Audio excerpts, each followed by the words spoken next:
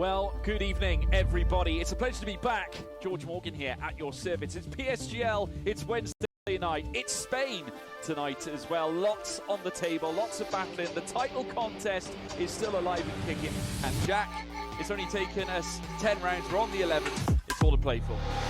Boromant goes on the inside and takes the lead on the final lap of the race. Now it's side by side between Boromant and Warner, but Boromant's got the inside. Brings me a guest star here in this phenomenal race. Cameron Dowd looking to take P2 in his very first PSGL F1 PC race. Incredible to say the least. You see that Putin to lead. 1.5 seconds. DRS is the name. Good evening, everybody, and welcome along to PSGL Season 35. We are back once again for some more top-tier action on the PlayStation. And we saw last week the drivers visiting Suzuka, and Season 33 champion Max kicked off his championship campaign in style by taking home the win. The last time he won the opening race of the season, he went on to take the title. Will tradition repeat itself? Well, we have to wait and see, won't we? It is round 2 tonight, and we head to a track that made its PSGL debut last season. It's Lusail International Circuit for the Qatar Grand Prix. It's produced fantastic races last time. We hope to see the same again tonight. My name is Jess Ball, and joining me in the comms box once again is James Head. James, how you doing? I'm doing really well, Jess. Yeah, after last week in Japan, I mean, why wouldn't be on a high from last week? It was fantastic racing throughout. It was absolutely unreal in terms of the overtaking, in terms of the action. Of course, Season 34 was the last time, of course, we came here last season, and it was Kazizel who took the win on the final lap of the race, that famous 3 wide in towards turn number 1 with Marcados, and I think it was Kian who ended up being 4th position in the end. Marcados finishing 2nd, Jerry Van Bussel finishing in 3rd. And we've got 2 of the drivers, the top 2 from that, in here tonight in Season 35. Can they repeat? Let's find out. Yeah, and we do remember that last season in Qatar was one of the races of the season. Japan, believe it or not, was another race of the season last season, and it produced an absolute cracker this season as well. But let's have a quick look at the drivers' standings and the results from this season. So only one Stewards report happened today from last week, and that was between Volakongan and Ryderdale with the lap 1 incident, and it was decided that a 5-second time penalty was applied to Ryderdale, and the reason was that Ryderdale misjudged Volakongan's car placement and sped into turns 3 and 4, and they ran to the back of each other, and there was quite a lot of things that happened there, and that means he got a few penalty points, 2 licence points to his name for Ryderdale. So the results for Japan stayed as they were because it didn't make a difference in standings because Ryderdale got no points anyway. It was Max, Sam Gamer and Aurelian being your podium positions for that one. Marcados in P4, Louis in P5, Marlon P6, Erpek P7, Cameron Dowles P8, Tom B9 and Mulbora P10. And because it's only one round, as you can see, your race results also reflect the driver standings, with Max leading the way. And on the right-hand side, you can see the constructors' standings, with Alphatari leading the way with 16 points, McLaren in 2nd on 12 points, and Red Bull in 3rd. A few points to pick up from this. Since the licence points get carried over up until a certain period of time, Ryderdale has 8 licence points already, so he's got to be careful not to pick up any more, because otherwise quali bans or even race bans can end up his way, James.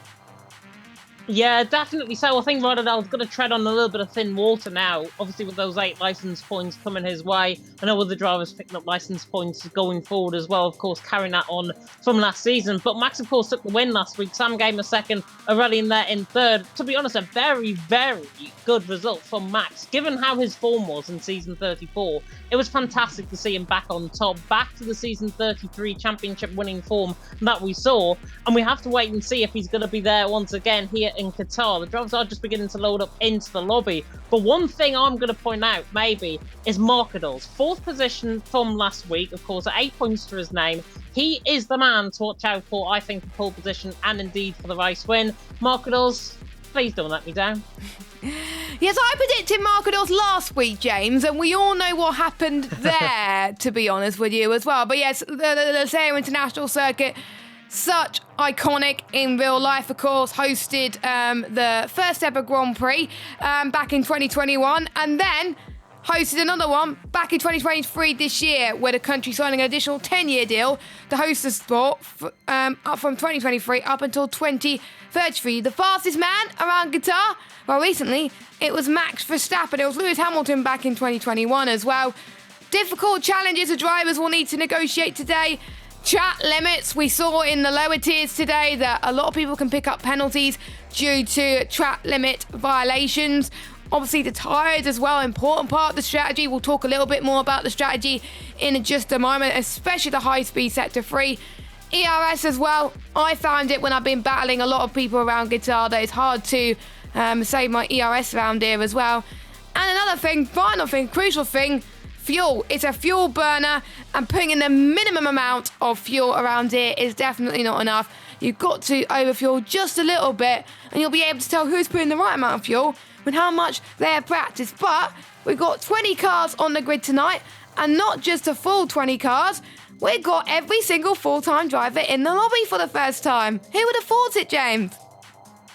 Yeah, I think it's awesome that we can see every single one of them out there on track. Given how everyone's coming out on track now, by the way, I don't think we're going to get rain in the race. I have asked in the chat if we are getting rain, not unlike my league race around here that I had a couple of weeks ago. Less to say about that, the better. But out on track first, I believe might be Mubarak, if I'm not mistaken, and the Ferraris. They're coming in towards turn number 6, a man that apparently, according to himself on Twitter, he had 5 laps of practice around here. All 5 of them were invalidated. So if that's anything to go by, Mubarak has got to have every bit of luck here tonight. The OP man, of course, has done a fantastic job in recent weeks elsewhere, and he is looking to try and provide a very good result for him out on track as well. And you were mentioning there as well about the fuel loads. The fuel loads, you can actually have you need to have 2 litres more, I have found, more in your car than actually the default that actually comes up. So not the 30 laps that it comes up with, it's more like 31 laps that you need in terms of the fuel, which is going to be really key, I think, because it drained very quickly, especially through that final sector. Yeah, so we just saw someone in the chat, actually, that they were racing in F11 the other day and the other night, and they were keeping their fingers crossed that no one runs out of fuel in the race. They had about 3 or 4 people ran out, so pretty much no one was listening to people's advice from last season, because I did tell people last season, do not run out of fuel. But anyway, let's have a go then by riding on board with Mubarak as he starts his lap then. Starts with a long straight heavy braking zone, heading towards turn 2, another fast left-hander that you can take flat out. You need to position yourself very well for turn 3, another tight and slow right-hander coming up as well. You need to brake early and turn in late, clipping the apex, accelerating hard out the corner as well. And now a medium speed left-hander coming up through here as well, but you have to brake really, really hard to make sure you get the turn in right as well. And now we're going to be heading towards one of my favourite parts of the circuit, heading towards turn number 7 and turn number 8 as well. You've got to make sure the traction is absolutely right around here as well. Now heading towards the corner, which some people say I'm very good at around here. Turn number 10, and that is where we can see quite a few overtakes coming up through towards sector 3. And now one of my favourite parts, a triple right-hander. It's one right, then another right, and then another right, and it's completely flat out. But if they don't take it flat out, which means they got the turnings wrong, so it's very important they get the turning right. And that was a bit of a squirm from Mubarak. They were so close to an invalidation, but luckily it wasn't an invalidation for him. But you can see Mubarak goes up to the line. What's it going to be for the pad goat? It's a 1:20.4, but we've seen lap times a lot faster in the lower tiers, so expect quicker times. Oh yeah, we'll be seeing 19.5s, 19.6s, I think, by the end we get to the session. Louis Valentin there coming across the line to go into second, 20.4 to his name as well, looking very good. I'm just trying to pick on board with somebody that is coming through the final couple of corners. Max is one. However, there is a McLaren round coming through the final corner. I'm going to see who that is right now. I believe it's Kazizel maybe on his outlap. Just beginners. Volokonga now goes quicker, as Max now goes toward the line to try and go quicker than Volokonga, and he does by a good 1/10 of a second in the end. Volokonga there in second was the other McLaren, actually, of Sam Gamer that had spun, but it's 1:28.7. Not a good lap from the man who, of course, is second in the championship, but it's Max out on top. It's Aurelian in second, Volokonga in third. Still lap times to be set, though. Nando, of course, returning to form and returning off his holidays, even. He's going to be returning here out on track. I'm just finding a ball with Marlon through the middle middle sector. He's 53.2 in the middle sector, nowhere near what we expect to see on a first lap around here. Marketos, by the way, Jess, one of the ones actually invalidated on their first run, so Marketos has got to go again, and I think he's going to be coming in the pit lane after his invalidation, as Erpek now goes quickest, the man who sat on pole position around here in F2 last season.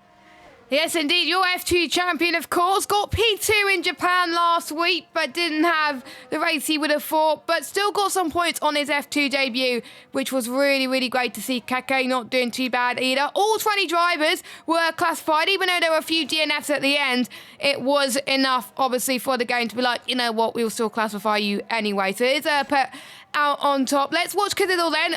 Last season's race winner around here, so you would expect him to win around here too. His first win in a while, believe it or not. He goes up to the line for the McLaren driver, and it is only P15 for him, 121.0, which is nowhere near quick enough than we would expect. Marketos goes into the pits. Jeroen is going to go into the pits as well. So that's everyone lap starts. We've got Erpek, Max, Aurelian, Volakonga, Francesco, Nando, Ryan, Marlon, Ryderdale, Stefano, your top 10. Then we got more Black, Keke, Louis, Lars, Kadidal, Sam Gamer, Benza, your top 17. Then we got Jeroen, Marketos, and Tom. We got 4 drivers yet to set a lap. Now, I have made a few notes, James, on who thinks that they're going to do well around here based on the question that we asked last week. So there's 4 drivers that are saying that they're looking forward to Qatar based on most of the tracks on the calendar. That's Aurelian, Ryan, Cazizzel, well, not really too surprised on Cazizzel, he's won it around here, and Francesco. Francesco's P5 at the moment, and we've got Ryan that's P7, Aurelian's P3, so I can see why they like this track. Drivers are not looking forward to Qatar. Keke, Max, Stefano, and Tom. Well, Stefano's not racing, so obviously he's a reserve. Well, Max, he said he didn't like Japan last week, and guess what? He won the race, so maybe James is downplaying expectations. Maybe he's a bit like me, to be honest, downplaying expectations in league racing. He hates it with a passion, according to him as well. Which, if it's anything to go by from last week in Japan, he hated Japan with a passion last week, and he took the championship lead coming into tonight. So, yeah, I wouldn't believe that for 1 second if I was Max's perspective. But he's there in second position early on, and again, it's downplaying. But again, it could be part of the mental game around here. These guys are at the top of their game at the end of the day. So therefore, he might be downplaying expectations just to try and lead everyone and thinking, oh yeah, he's going to be a little bit slow. I maybe should try and up my game as well. And then he comes in and then bangs into second position in qualifying with just 1 lap on the board. So Max definitely, I think, more mentally than physically getting out there on track. Very solid driver though on his day. Looking at what Nando was saying as well, Nando loves this track. It's a lovely track to drive on, and expectations are not that high at the moment because I need to start practicing, but I can't wait to go back out on track. And Nando is not out on track right now, but Mabak is. He's coming through the final corner to start off on his run down and towards turn number 1. A 120.4. Track will evolve, of course, as the session goes on. But if he gets anywhere nearer than Marlon, Ryderdale, and Stefano ahead of him, he'll be pretty much level on times at least. Yes, I think it's going to be quite close. He's invalid. Yep, he's invalid is typical. So you were talking about him, James, and he just ends up invalidating his lap. So yeah, that's commentator's curse number 1 for Mr. James there. But yeah, everyone else is on their out laps right now. A bit of traffic coming up in the middle sector, so that's a lot of things to keep an eye on, of course, as well. But I'm just going to see who's going to be the first one who's going to start a lap. I think it's one of the Apataris. Is it Max? No, it's not Max. It's his teammate Benza who's about to start that. Another driver who is back racing at PSGL, so welcome back as well. A few drivers obviously missing last week, most of them due to holidays, which is understandable, of course, because last week in the UK, at least, it was half term. So a big a big holiday for those guys, for those of them in Europe, but for everybody else, they were able to still race, of course, as well. And people wanting to see a battle between McLaren and Ferrari in this here as well. That's kind of interesting as well.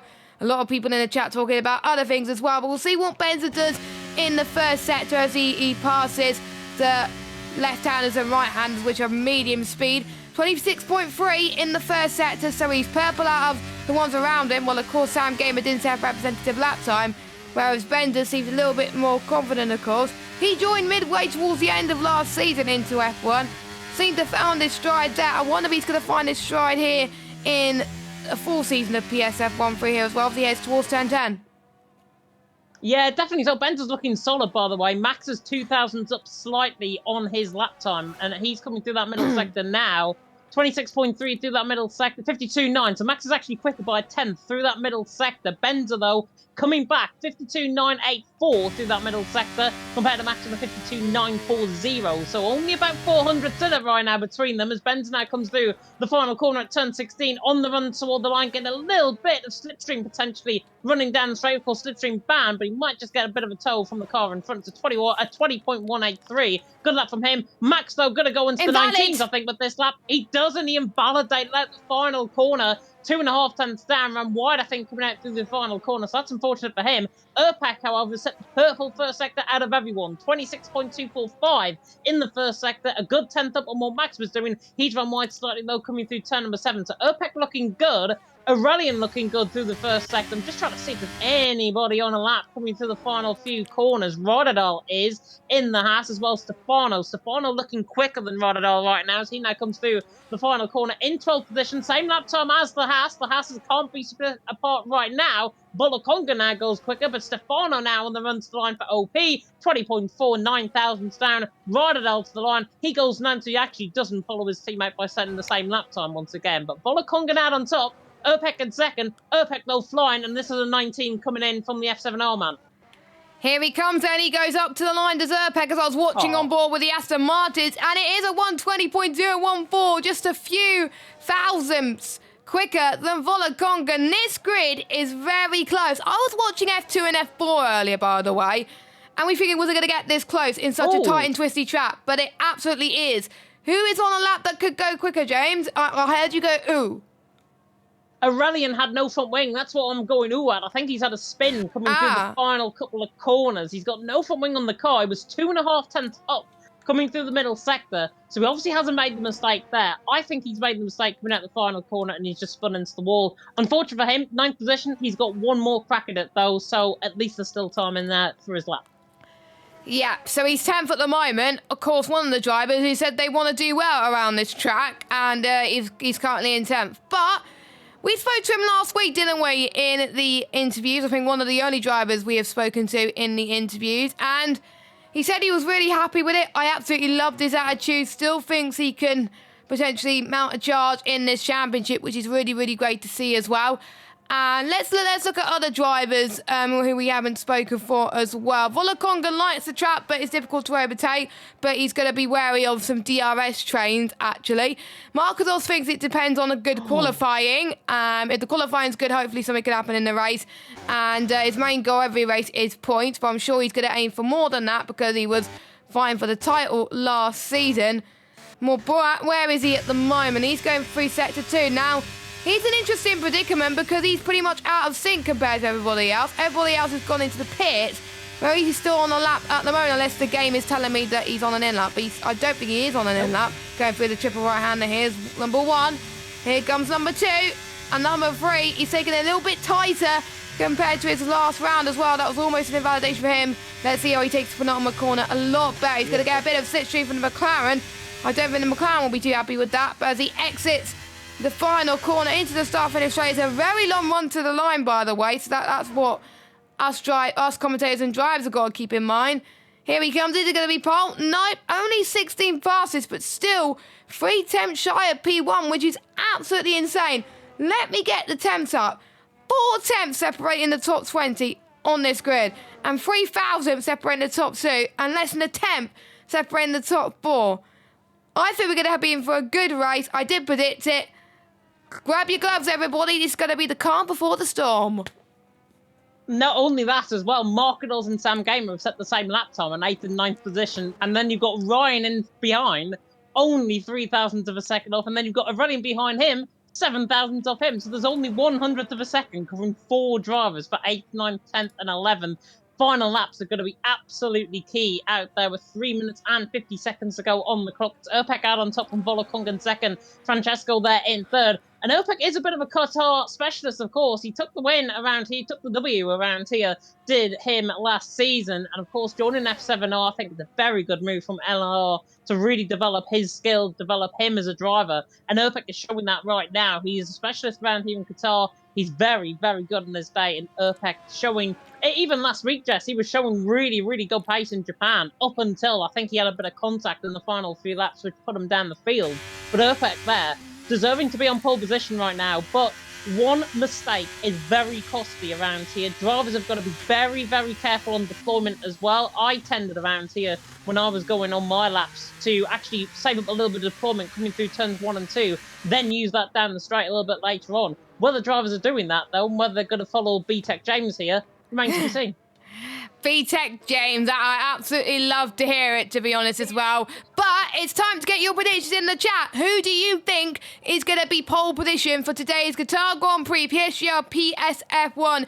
Make sure you keep tuned in for the rest of this, because it's going to be absolutely epic. Make sure you like this video, hit subscribe and hit that notification bell if you are new, and also make sure you check as we got a legal blocking. I thought we were going to get away with that this week, but no, it looks like we're going to be in for a lobby restart as per usual. But yes, make sure you like, subscribe, hit that bell as well. Follow us on Twitter and Instagram at PremierSimGL, and also check out our sponsors, GT Mega, 5% off all GT Mega products by using the code PSGL at checkout, or use the command !GT Mega, and just like luck would have it, the overlay is on your screen right now. So check it out. We're sitting on those lovely chairs at the moment, and you can get comfortable in either gaming chairs or even some nice rigs as well, which I'm jealous that people have, to be honest, not gonna lie. But we are about to get underway. I believe it's Volokonga that's going to be the first driver to make their way on to the start finish straight to begin their lap time as well. Yeah, we're getting a lot more illegal blockings, it looks like, as well. But we'll see. Volokonga's only 3,000 shy of Peck in pole position. Peck knows that if he wants to get pole, he wants to pretty much try and get into the 119s, because I'm almost certain quite a few people such as Francesco and Matt could try and do the same as well. Nice to see Tom up there as well. Tom doesn't feel confident around this track. He said he absolutely hates this track, and he's currently sitting in 5th. I have to say, that's pretty good for the Mercedes man that's been an F2 champion in season 31, I think. Season 30, I believe it was. Almost won the title in season 31. And then he almost won it in season 33 as well. So he is a driver that is not to be messed with. Yeah, definitely not. Tom, of course, I famously commentated on the race that he won the season 30 championship in PSF2. You were missing that day, Jess, you missed it. Volokonga, though, is through the first sector, 26.273 in that first sector, looking very, very strong indeed. Francesco's coming through that part of the lap as well, and he's at 26.239, so he's actually up on Volokonga through that first sector. Taika Hardy there saying in the chat, hello to you. Not saying hello to me, that's disrespectful, I think, from Taika in the chat. Terrible behaviour by the F7R man, and Volokonga to Zoo is coming through the middle sector to 52.7. So purple in the middle sector from Volokonga, cooking on gas. They've got winter over there in Norway right now, a lot of snow. Definitely going to be warmed up by this performance team Qatar as Volokonga now comes through the left-hand turn 15 in towards the right-hand turn number 16. High 7th gear. He's saved a little bit of battery as well. Coming through the final corner. Runs wide slightly on the exit, but this is a stonking lap from Volokonga. Should be a 19.9 at least. Volokonga on the run to the line for Norway. Wow. And it's a 19.899. Big lap time from him. Francesco, those going even quicker. 52.882 in that middle sector. Opek bends the same lap times right now. Francesco to the line. Doesn't actually improve his position, but does improve his car up into fourth position. Max, by the way, Jeroen there in second, but Max is a 10.5 up on everyone in that middle sector. He is the man to watch out for right now in that AlphaTauri. He is Super Max, not like Super Ian Van Unen and F2, as Max now comes through the final corner at turn number 15 on the run to the line. It's going to be very tight with him and Volokonga, I think, in terms of the lap time. Max now on the run to the line. Has he done enough? No. Falls short. Goes second. Opek goes improving. 52.7. And he's there fourth position right now. Could filter into second if he's not careful. Opek to the line. He does go second. 19.9 in the end. We've got more drivers on lap time. I think Marcados is coming through the final corner. He's on the run to the line. Looking good, actually, the German. He's now on the run to the line. and he goes fourth. Big improvement for Markenos, 2.5 10. Volakongan out on top, though. Erpek in second, Max there in third. That is the end of qualifying, and look at that, the Norwegian, who picked up the Season 32 PSF2 title, or Season 33 PSF2 title, on top from the man who won the F2 title last season. So, F2 champions 1 and 2. This is really great to see, and Volakongan has definitely improved season after season, I think, as well, and it's really amazing to see. I had a really great pleasure commentating on him last season, and him with the really bold strategies as well. So I'm really happy that he's doing well and got his first pole position in light ever in PSF1. So great job for the Mercedes man. We'll go through your standings right now, and don't worry about the 5-place grid drops. We will get a lobby restart, so don't panic. So Volakongan will be starting this race from pole position by only 6 thousandths to Erpek in P2. Second race in a row, Erpek is in P2, but can he translate into P1? Max, last week's race winner, in third, didn't get disqualified this time from the game, so that was great to see. Markenos in fourth, Jerome with a good qualifying in fifth, Benza in sixth, Francesco another good qualifying for him in seventh. We've got Aurelian in eighth, Tom in ninth, and Nando in 10th. We've got Louis, Sam, Ryan, Lars, Ryderdale, Kazidal, Stefano, Maborak, Marlon, and Keke. All the grid is separated by less than 0.6 of a second. Absolutely insane. Let's go through our title sponsors, GT Omega. We'll see you in third.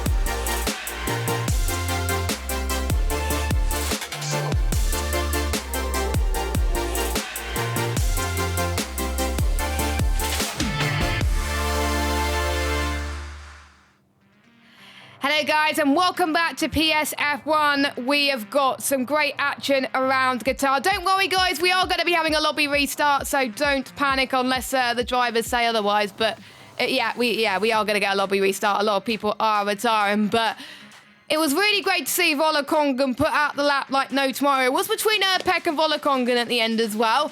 The first bit of qualifying, it was about 5 thousandths between Erpek and Volakongan, and Erpek was on top. And now it's the other way around. I think it's going to be close between the top two, but Erpek needs to work on his race pace. Yeah, definitely. So I think it's around a track like this, Jess. It's minimal gains that really gains you that advantage. And look at that, 4 thousandths of a second, or 6 thousandths of a second even, covering Volakongan and Erpek at the end of the session. Just comes to show those minimal gains. I think with Volakongan, he took the inside line a bit deeper coming through turn 15, which if you... Oh. And go for a spin. Look at the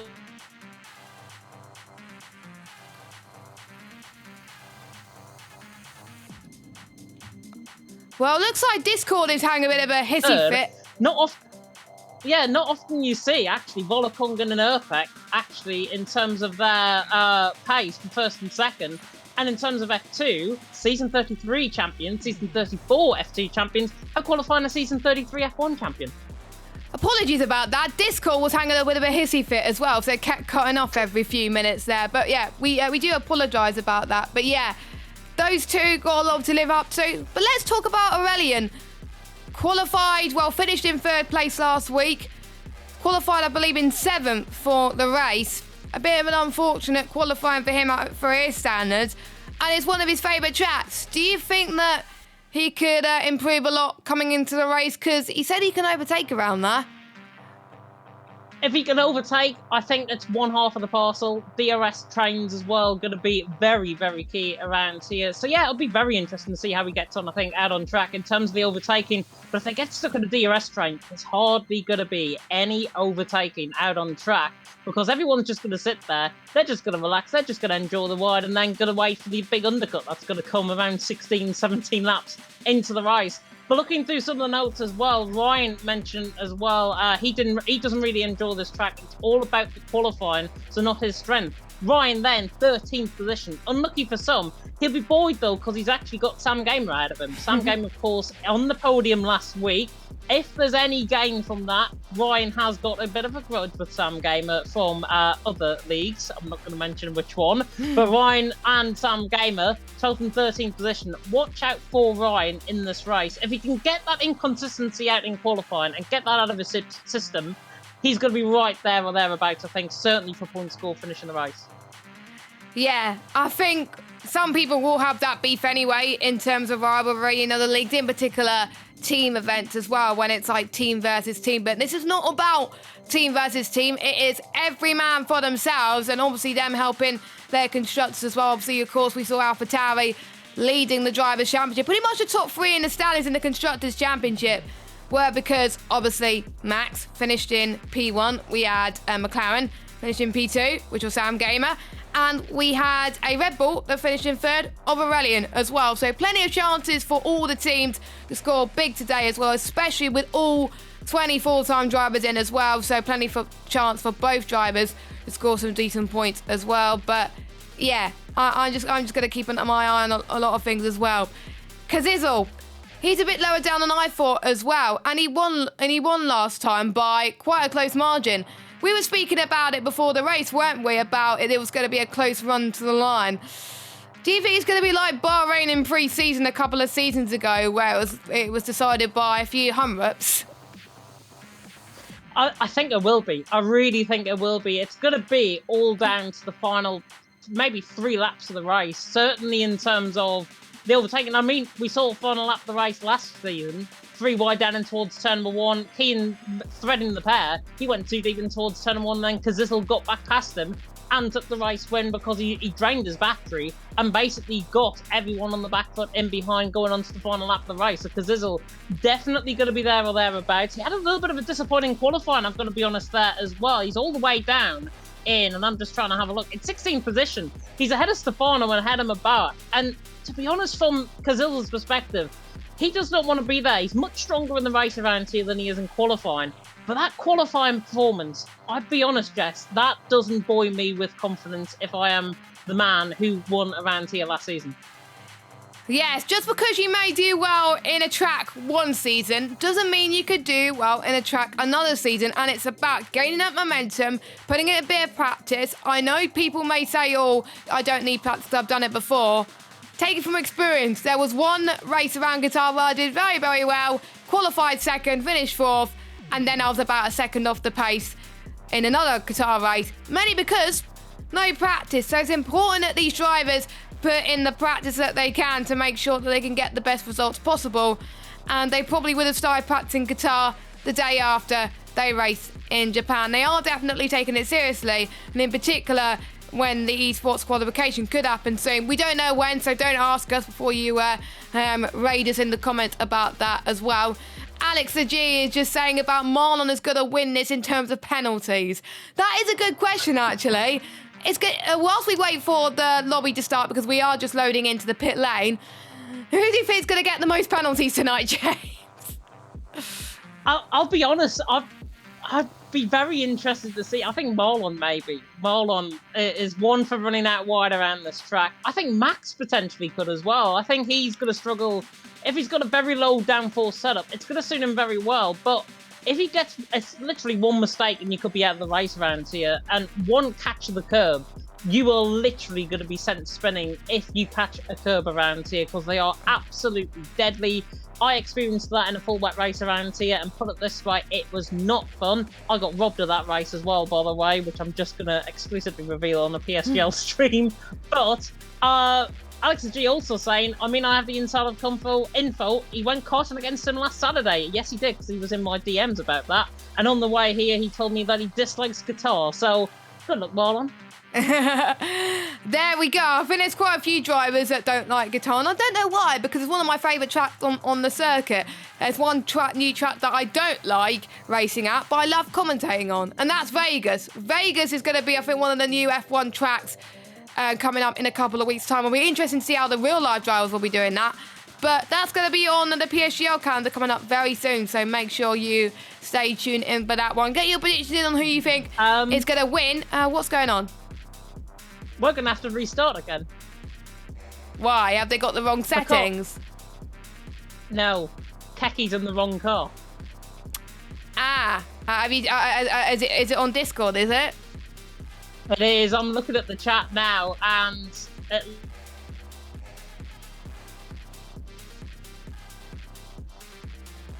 it's saying it is a car, but it's the wrong car they were assigned. And because they're all full-time drivers, if they were reserves, I can totally understand it, but they're not. They're full-time drivers.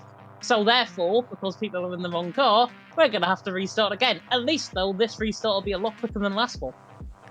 Yeah, exactly. So hopefully the drivers will know that we're about to have a lobby restart this time. So, Mark has also retired. Ryan has retired. They have been told to retire currently as well. So that means we've got to end up talking about loads of other nonsense for the next 5 minutes, it looks like, James. We tried to waffle on too much, but we are commentators. We're good at doing that as well. But one thing I have to say about Qatar, it is prone to having quite a few safety cars in other leagues, so let's just hope we don't get any safety cars here. Yeah, turn 10, I think, is going to catch people out potentially in terms of safety cars and VSCs potentially, the first couple of laps as well. Ryan, by the way, is saying to the guys, it's not that hard to pay attention for a few minutes, which I get, because drivers have probably just selected, yeah, I'll just go in this car. Louis Valentine's asking why it's a restart. I mean, it's literally because we've got everyone full-time drivers. And then two people got wrong cars. Yeah, and there is a thing on the game where it resets everybody. So that means they have to select their cars, and probably not many people know that. But at least people know that when they restart again. And for when you restart lobbies in the future, guys, make sure you select your car as well. And maybe someone should have said, reset your car. Maybe we should have said as well. And hopefully someone tells your own to retire the car, please, because we don't have that long at all to get going again as well. So hopefully we can get underway very, very shortly, because there's only so much we can talk about for 5 minutes. Yeah, Marlon, Yaron is actually coming in the pit lane now, so hopefully you retire into the pit lane. And Marlon's actually making a good point, potentially. The lobby apparently is bugged as well, so if the lobby is bugged and we get another restart, Marlon is not going to be a happy bunny, put it that way. But yeah, I think, though, what we can do is, while Yaron retires there in the pit lane, we can have a look, of course, at anybody that's tuning in, at the driver standings from last week even, and Max, of course, taking the win from Sam Gamer in second and Aurelian there in third.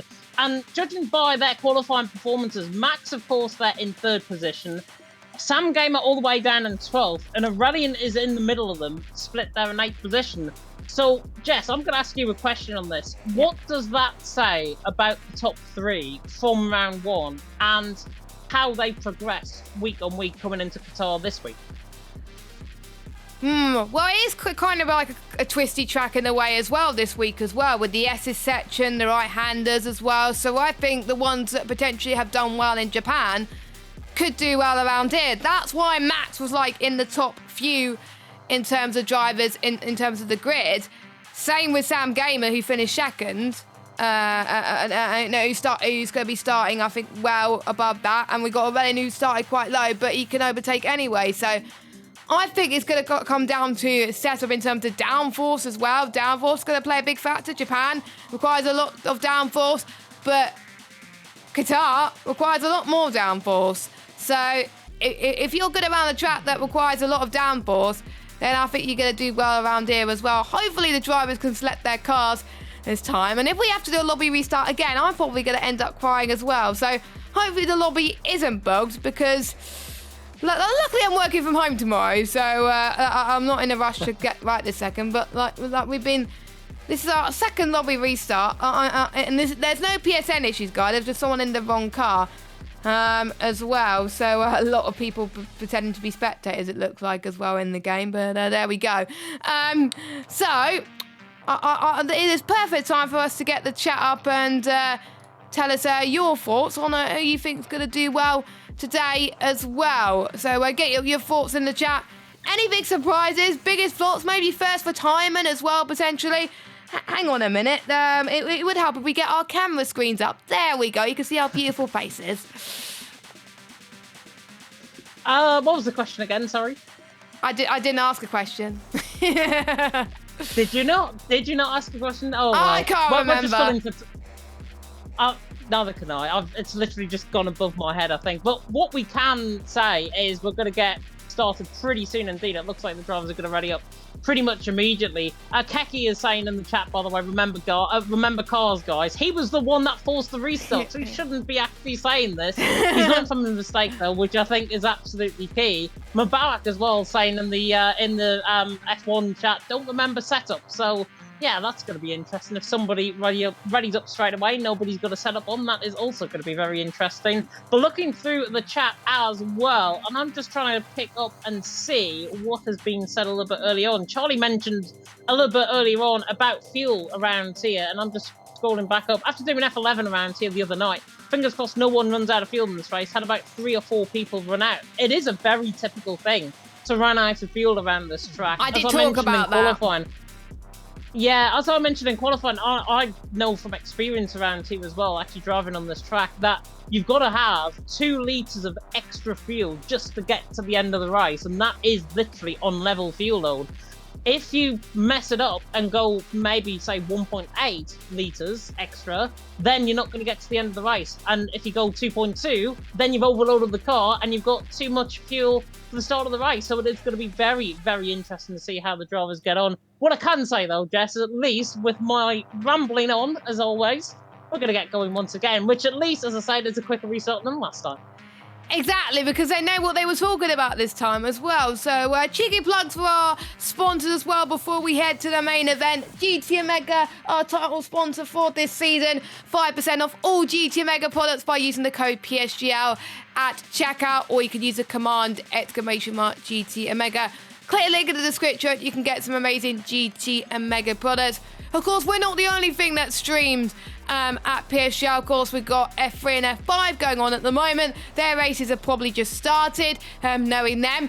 And also, we just had F2, F4 and F6. We got the PC tiers on Thursday. And who could have thought? We got E-Series on Wednesday with Nathan Richards and Joshua Burt shaking through commentary. I can't remember what track it is on Wednesday. Can you remember? It was posted on Twitter a little bit earlier on ago. I should have checked, but it's at 7 PM UK time on Wednesday for E-Series, so make sure you check that out. I'll definitely be watching it, so you guys better be watching it as well. So there we go. So hopefully the drivers remember A, their setup, and B, their fuel, and also track limits.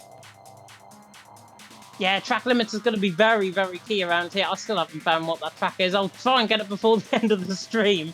But, yeah, track limits is going to be everything around here. Drivers potentially could be running wide. We could see quite a few 3-second penalties, as we mentioned about with Marlon picking them up a little bit earlier on. We could see that again. Looking through the chat in as well, Liam saying Max, we're about to go. I'm saying Max and the 5 red lights.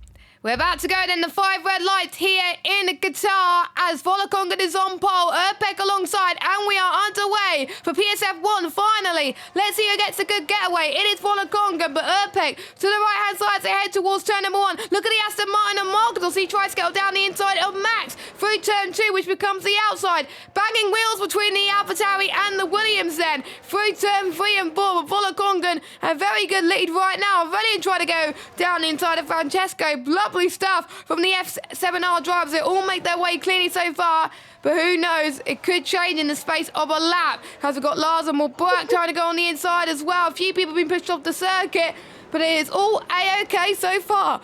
Thank goodness, no problems.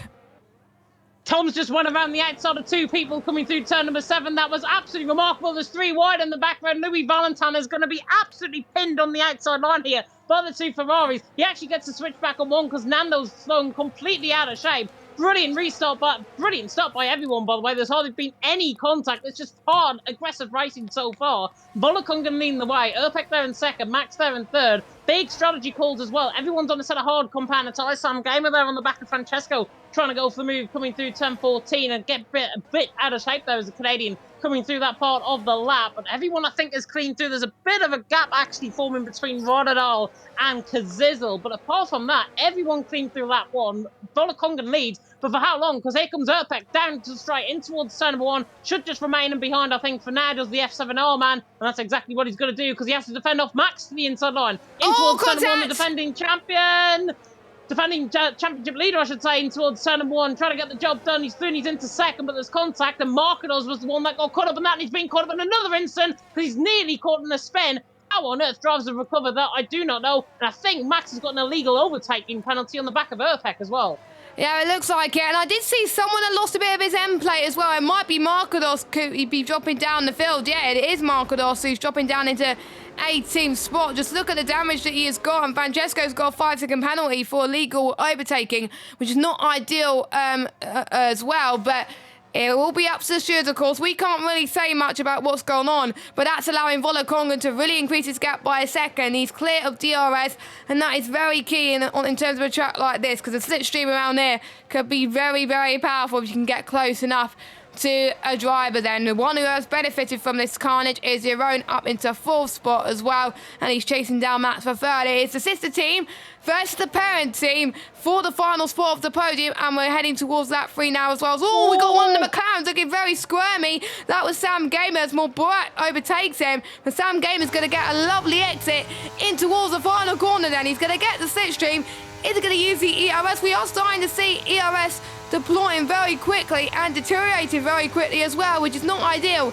So here comes Sam Gamer. I don't think he's going to go for the move this time. He stays where he is. Meanwhile, the other McLaren, Gazidal, tries to go down the inside of Ryderdalk, becomes the outside through turns 2 and 3. It's going to be very tight on exit as well. Banging wheels once again. Gazidal gets through. Yeah, beautiful move that from Kazizl. Fantastic racing between them both. Rotterdam just an inch apart away there from Kazizl as well, but he is making ground. Kazizl, 13th position now from 16th on the grid. Most positions gained early on. How's Mubarak up 10 positions, by the way? He's on a set of hard compounder tyres, and he's up 10 positions from that race start. Absolutely incredible start from him. Tom has gained 2. Sam Game has gained 3. Most positions lost, though. Markados, obviously, with that left side end plate damage up you saw, he's into the pit lane. He's now on a set, I believe, of medium compounder tyres. He is indeed, so he's going to go 2-stop to the end of the race. But Volokongan leading the way. Erpek second, Max in 3rd. The top 3 remain as they are for now. You're on there in 4th, along with Benza, Aurelian, Tom, Mubarak, Sam Gamer, and Nando top 10. Francesco, Louis Valentin, Kazizl, Vardadal, Lars top 15, and then Ryan, Stefano, Marlon, Keki top 19 of the cars that are in a DRS train, and then Markados right down at back of the field. As Erpek again is looking on the back of Volokongan, but Volokongan really burning his battery. 44% of ERS, 59% for Erpek running towards turn number 1, and Nando was looking on the back of Sam Gamer as well as Louis Valentin on the back of Francesco, but nothing happening in towards turn number 1 this time around. I think everyone just very happy, apart from Louis Valentin, who goes up the inside line of Francesco through turn number 2. I thought that was going to be pulled off. It's not. Everyone's just happy to remain in behind and form a DRS train. But if you're Francesco in 11th position, you'd be worried because you're 7.5 tenths nearly out of DRS range. Spingun, it was wanting a McLaren versus Ferrari battle in this race, and looks like we are getting one, and he's got his wish. So there we go. You're welcome, Sping, for your wish being granted there as well. Can you predict tonight's lottery tomorrow's lottery numbers in the Euro Millions? That will be absolutely amazing. But there we go. It seems like lots of people's predictions is coming true right now as well. But Markados has gone for a set of the medium tyres, but he's going to hope for a safety car to bring him back into the mix, unfortunately. It's not been his day so far, but position gains, like what we were saying with Morborak as well, up 10 places, because Izor has gained 3 and Ryderdal has gained 1. Not other major position changes apart from Markados. It's down 16 place, which is a bit of a shame. But let's watch the battle for the lead once again as well, and we will see if Erpek is able to close up on Volokongan. Max is trying to do the same, but Erpek is close enough to Volokongan, and he's going to go right, and he's got plenty of ERS to play with, so this should be advantage Erpek, but Volokongan covers to the left-hand side as well, but Erpek is going to try and go the long way around. We see Sam Gamer and Nando trying to fight in the background, so let's watch those two as they make their way towards turns 2 and 3, but looks like Nando has backed off that one. Nando's sitting very pretty in the points at the moment, but we know Francesco is eager to get some more points and continue his point streak as well. Jeroen definitely trying to do the same, and Max almost made a mistake there, and that almost allowed Jeroen to have a free pass into towards these next set of corners to get past Max, but maybe not now, as Benza also closes up. This is insane. It is insane. It's all in a big old DRS chicken, a big old game of poker, I think, is going on out on track. DRS poker is what I'm going to call it. Volakongan out on top from Erpek in second. Watch, though, coming through this part of the lap. I'm aboard with Erpek for this. Look at how Erpek closes up physically in a straight line compared to Volakongan. That's just on one straight, in towards turn 12, 13, and then through the right-hand return number 14. He's lost a little bit of time there, but what's interesting, he takes 6th gear coming through there. Volakongan takes a very low 7th gear, and that's where Erpek is gaining the time coming through that part of the lap. Volakongan there, though, in the lead of the race, and I think Max, if I'm sitting with Max right now, I'd be attempting this overtake in towards turn of 1, because Erpek is going to be on the battery this time around, pulls to the right-hand side, on the back of Volakongan, should be through, and because of Max's closing speed, Volakongan's going to be down to 3rd here. Max to the inside line on the Mercedes, up the inside, and the AlphaTauri's through, and he's into 2nd, and just like that, everything that I thought would be planned has been planned. That was perfect. That was absolutely perfect as well, and Max was able to follow Erpek through, and he was able to get 2nd place. Absolutely amazing. And look at that, the other AlphaTauri is looking very good too. Oliver Benzer, he's looking to get his S35 campaign off to a good start, but he wouldn't want to be stuck at a Red Bull sandwich, I've got to say, because he's got Euron in front of him and Aurelian behind him. Aurelian's had a great race so far. Same as Tom, as they're looking to make their way up the order as well. And bearing in mind, these hards could last a fortune. But I said earlier, tyre temperatures can play a massive factor. It's very hot in Qatar. We found that in real life as well. The drivers, some drivers in real life are even struggling to get up as well. So it can be very demanding for the drivers in terms of endurance. But to be honest, on the game at least, it is a lot of fun. And through the triple right-hander, you can see Aurelian has got a lot of closing speed as well. So watch him going for a move anytime soon, as we're about to head towards lap number 7 anytime soon. Pretty much everyone's in a DRS train apart from Lars, as Lars tries to close in on Ryan in the background. But let's watch Max once again to see if he can close in on to Erpek, the F2 champion from last season, but one who's looking very close on the back of Volakongan.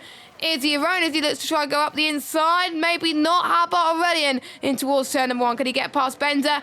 No, but one driver that's looking very good is because it's on Ryder down. This is superb battling between the two of them heading towards turn 2 and 3. And he cuts back from Ryder there, and it's up into 13th spot, looking to score his first points after him getting a 5-second penalty last week. And he's on 8 licence points already. He can't afford to get any more this race, because otherwise he'll be in for a quality ban or even a race ban sooner or later as well. But no other major moves happening at the moment. Erpek still leads.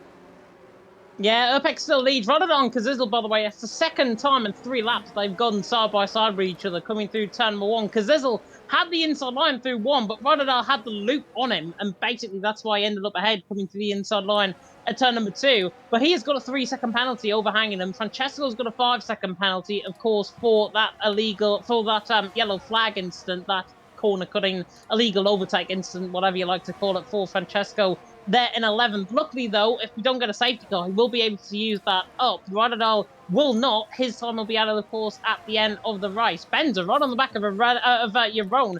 Running on the back foot. He made a mistake coming through that part of the lap last time around. This time around, he's just off the pace compared to Benzer and Euron. And I think now, are we going to see potentially any moves throughout this field as Euron closing on the back of Volakongan? Nothing really happening down in towards turn of 1, and I think everyone's just very happy to run in a big old DRS train around here. But that comes on to my next point. Big undercut around here. It is a potential, if you get at least 2 laps of an undercut around here, to be 4.5 seconds clear of your rivals. So if you are the likes of Max or the likes of Volakongan, and you want to try and go a little bit earlier, pit in around lap 14, lap 15. That's what we saw with the F2 guys. If you're Erpek and you're like me and you want to go 16 and 17 laps out on track, then you're going to be prone to that undercut. So Max and Volakongan have got to recognise when Erpek's coming in. They've all got to try and figure each other out, as there's a big break happening further down the field. Stefano's losing time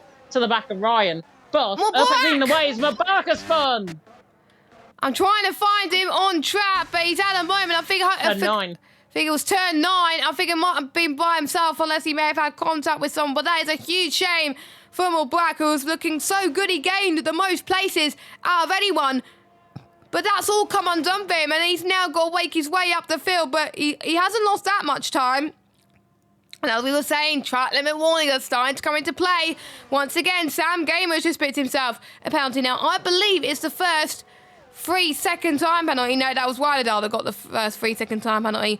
My bad. Let's hope we don't get any more. There'll be a few people on a few warnings after that. As Nando gets past Sam Gamer, Louis Valentin trying to get past Francesco, which he does on the exit of turn 1. Nicely done from both Nando and Louis there to get the positions needed. Nando is in an 8th place. That'll be good on his first race back on PSGL after missing last week. And we also got the Alpine trying to make amends after him getting a 5-second penalty for an illegal overtake. Will they get removed? I don't know. It doesn't look like it at the moment.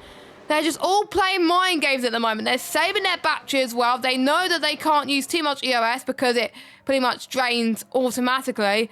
They just got to think about what are they going to do in terms of strategy. I think that's going to be the key talking point at the moment because it's hard to overtake around there compared to other tracks on this calendar. When we go to the Iron Curtain next week in Hungary, I think it's going to be probably a bit more easier to overtake as yellow flag sector 1. That is Markados has had a bit of a spin. And there's 2 drivers who've had a spin already, and they're both OP drivers. That is a huge shame for Mubarak and Markados. Surely they got a lot to live up to in terms of the remaining 20 laps of this race. But Erpek, he's very under pressure from Max now. Max, I think, is going to try and use some EOS potentially as well. But no, he's not going to get some slipstream. I think it's going to be common around here. They're playing mind games with us as well. But Max could have got the overtake done here. But he doesn't want to drain his EOS up, so he's staying behind. He's got a full battery. He may as well not use any of that up. Wydadal, by the way, is looking for the switchback on the back of Francesco through turn 1. Now on the outside line for turn number 2. Gets a switchback again. Oh, my word. And they both make mistakes coming through there. Nearly a bit of consequential contact between them both. But Francesco there in 11th remains ahead of Wydadal. And that brings Kazisel completely into play in terms of this battle. He's there in 13th. Looking now hunting on the back of the Haas and on the back of the Alpine. Mubarak, by the way, his spin, I think, was on the outside curb coming out of turn number 9, which is why the car got sent round. So unfortunate for him. It's very easy to see. It's what I said a little bit earlier on, where I mentioned that one mistake is very costly around here, and it really puts you on the back foot. Luckily for Mubarak, though, he's 19th. Markador's spinning. I think that might be him potentially going to be out of this race. He may just continue on just for the sake of it until a safety car potentially presents an opportunity or presents itself to him. But Erpek leading the way. Max there in 2nd. Volokongan there in 3rd. And Volokongan is the one now that I thought was in trouble a little bit earlier on. He's looking dangerous in terms of his speed. He's got Yaron on the back. He's got Bender on the back and Aurelian on the back.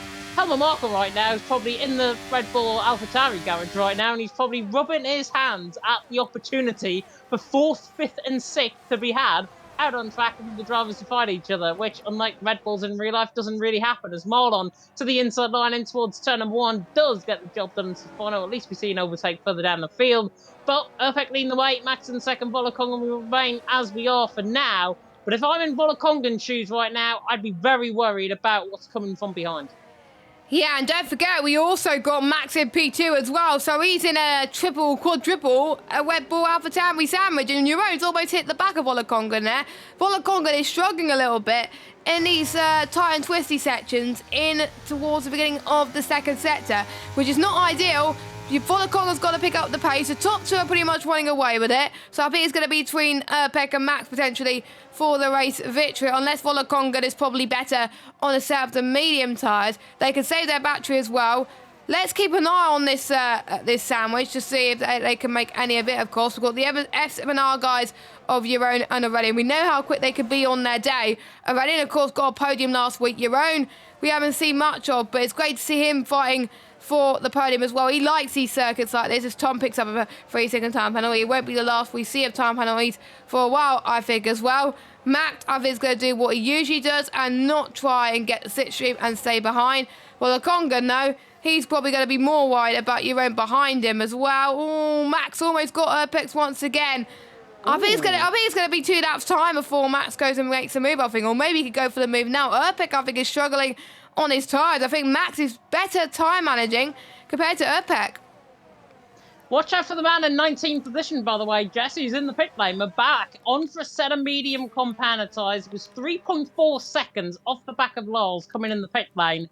If everyone sticks to their strategies and they're going to go an extra 2 or 3 laps, my my personal thing about this undercut around here. Mabak is going to gain positions as a result. Lars, Keki, Stefano, Marlon, Ryan in the firing line in a few laps' time if they stick to their strategies. If they've realised that he's come in behind, which surely they have, because otherwise it would just be stupid for them to carry on. If they have realised he's came into the pit lane, I would at least, if I was maybe Marlon or Keki, for example, I would actually split the strategy. If they're running at the same strategy, I would split that, maybe force Mubarak's hand, and then keep him in behind so he doesn't actually latch back on to the big old DRS train. So that's just an interesting point as Volkongen is in. And as we were talking about pit stops, Volkongen comes in and Dirk was predicting in chat that Louis going to box first. He always does. Wow. Louis, he's still continuing. He's still continuing. So, yeah, Louis is bucking the trend. He's not following everybody's advice and he's staying out. So maybe he's going for the overcut. Oh, it's very, very tight towards the pit exit on some unsafe releases, luckily ghosted. Believe it or not, in the game. If it was in real life, I'm sure there would have been a hefty fine from the teams as Volkongen comes out. We're going to keep an eye on the Ferrari driver. I think because of his spin, it's not going to be that much, I'm afraid, and he's going to probably stay behind these guys. But you never know. He's going to come out just behind Francesco, or maybe he's going to come ahead of Francesco towards turn number 1. Oh, that was very tight from Mubarak. It shows that the undercut can be powerful in terms of the back runners, but Volkongen, one of the first of the lead runners to come in. If I was Apex and Max, I would come in next lap. Otherwise, you're going to lose so much time. Yeah, definitely. So Francesco, by the way, actually, I think got held up by Volkongen coming out of the pit lane. Which, unless he had a front wing change or something, doesn't explain to me all of a sudden why he's lost about 5 seconds. So Francesco now behind Mubarak, that is going to set him back completely. He's going to be mentally now on the wrong side as the front runners are in. Urpek, Max, and you're rolling into the pit lane. Urpek just nearly hit the wall as I'm riding forward with them into the pit lane. Benza continues on with the rallying, so they're going that a little bit longer. They're pitting in a lot earlier compared to F2. It's only around 2 or 3 laps, but tyre wear going to be everything at the end of this race. Urpek the first in. He's going on a set of mediums, as will everyone else who's in the pit lane. So now the race will begin as Francesco picks up a 3-second penalty. I believe that is his second one of the night. It's not indeed. It's first of the night. But there's Urpek. Look, on the right-hand side, there's Volkongen towards turn number 1. I think he's going to filter up behind Max, which, if they do, is going to be pretty much everyone as they were. Urpek leading the way, Max in second, Volkongen in third, and the net lead of the race. But if you're Sam Gamer right now, getting a big undercut, watch out for the Canadian in behind, because he could actually look for a move. Surely not, in towards turn number 5. This will be impossible if you can pull this one off. Canadian's going to try and find a way through, try and get the back of your own through turn number 5, in towards turn number 6. But he doesn't get the job done, and Sam Gamer, I think, conscience taking over there, thinking, yeah, I'm not going to hit him. So we thought that the undercut was going to work, but maybe because they got held up in some traffic in the back as well, with a lot of people pitting, that didn't help them. And with the likes of, obviously, Pex and Max, they had a bit more clearer air in the closing lap before they pitted, and that really helped them a little bit. And some people in the chat were saying this wasn't smart for the likes of Volkongen to pit early because, like you were saying, it was earlier than F2 and the tyres are going to go off in the end. I was only able to make it last 11 laps when I was racing in another league. I'm not going to say which league, of course. And the tyre temps were an absolute atrocious, and the ones on the hards were able to catch up very quickly. So I'm going to keep an eye on those guys. But these are top tier on PlayStation, not bottom tier. That is why I'm in the commentary box rather than racing currently at the moment, because they're better at time management than me, and they're almost certainly better than strategy than me, as Max almost got past Urpek that lap, but he didn't, and he's threw it in towards turn number 1. By the way, this is going to be very close in terms of championship. Even if Max stays where he is right now, in a net P2, Max will still come out in the championship league, because he's won last week, and he's coming second today, so you'll still be leading the Drivers' Championship, as it were, as well. And a few other drivers can gain massively in the championship as well. If I was Sam Gamer, I would definitely get a move on, because A, because of his penalty, and B, he's only a net P5, so he's going to lose absolutely massive in terms of the championship as well. And just looking at the chat in terms of tyre wear as well, there was Diego, who raced in F2 earlier, boxed at 12, finished with 80% tyre wear. So good luck, Volkongen, and to anyone like Francesco and Mubarak, who pitted early.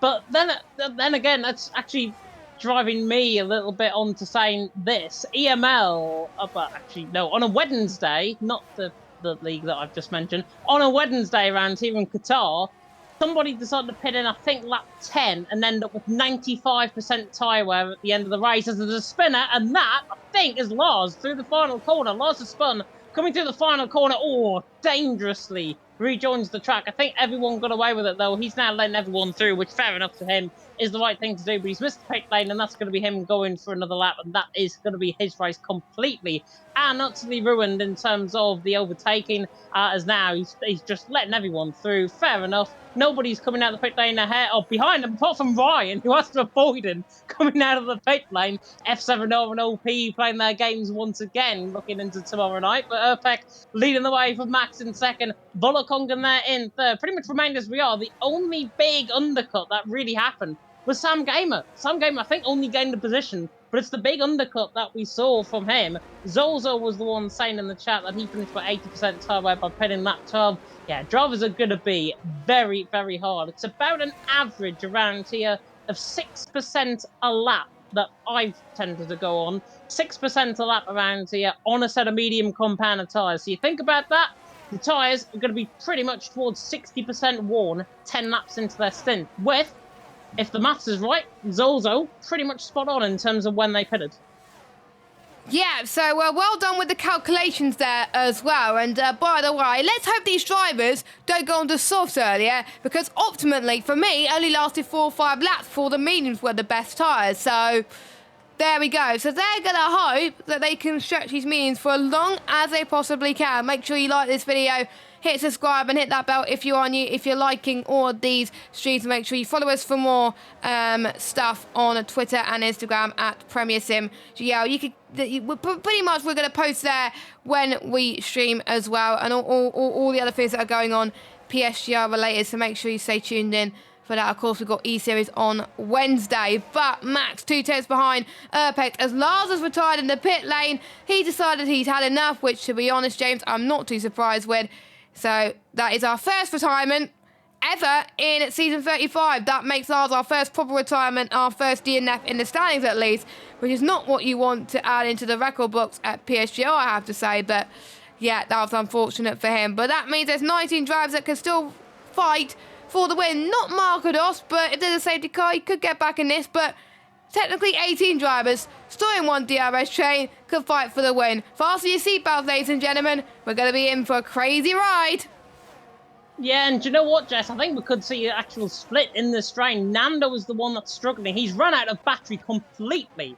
No percent of ERS has the Portuguese man got. He's there in 9th position, back off holiday from last week. I think with his ERS right now, I think he'd rather be on holiday right now in 9th position.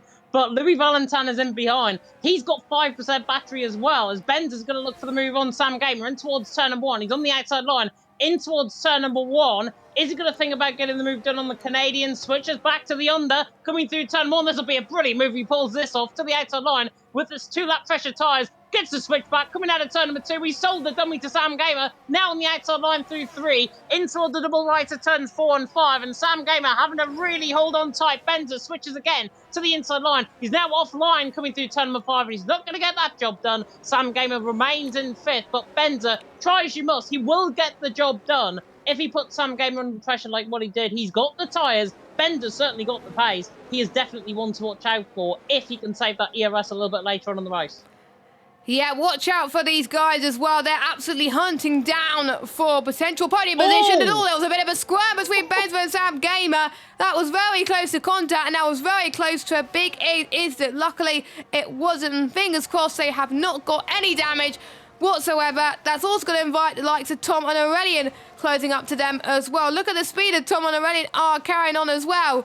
Hopefully it won't end in chaos, but we know the Qatar race last season went down very well, so it will be interesting to see as well, as Keke has picked up a 3-second time penalty, so that's another one to add to his list as well. We'll see that there's a challenge for the lead up front, as looks like Max is going to back off. So let's look for Tom at the edge towards turn number 1. It's going to be almost 3 wide in towards turn number 1.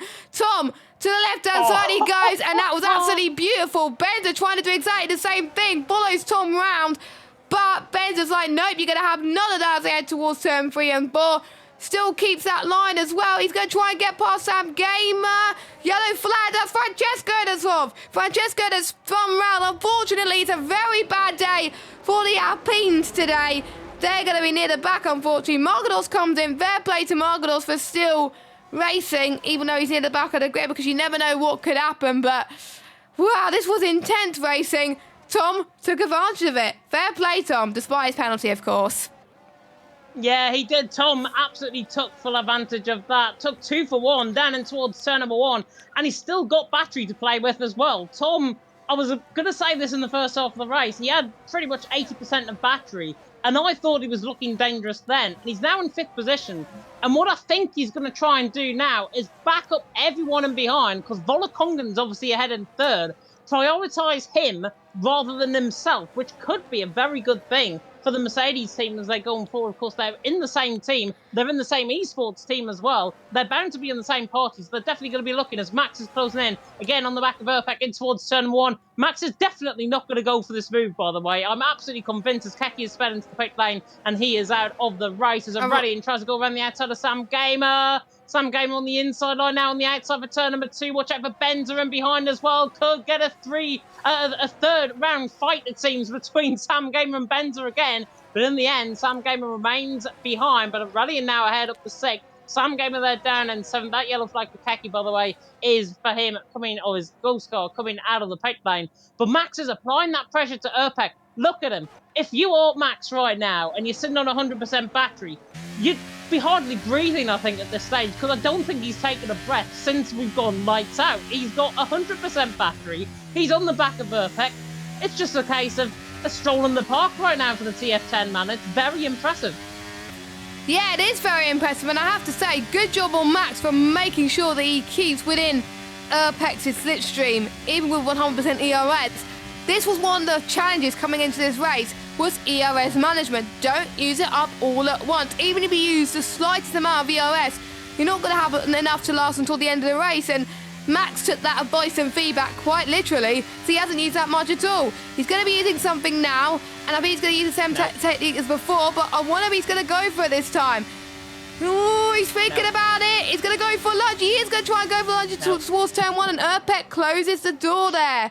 Erpek knows where to plant his car, and Max is just being very, very patient. He knows the race is not won yet. There's still plenty of laps to go, pretty much 9 laps to go until the end of this race. And he could be on for 2 wins in a row. This was the man who was struggling to get to grips with the game last season. And we could be on course for him to win 2 races in a row. Just cast back your mind to season 33. This is kind of like a flashback to what we saw with him. Except he started from F3, went to F1, and he took the world on fire. As something is going on in the background as your own, he's having a battle with Volokongan and Tom. He's in a Mercedes sandwich right now. He's in a Mercedes sandwich. He might have not been for long because he's just actually made a little bit of contact on the back of Volokongan. The left side end plate, if any damage on that car. I think he's fine, though. I think he's got away with it. Just a slight touch, but Yaron is looking dangerous. He's looking menacing there in 4th position. He's going to be the man to watch out for in this stage of the race. Compared to Max, where you're being completely passive if you're Max right now.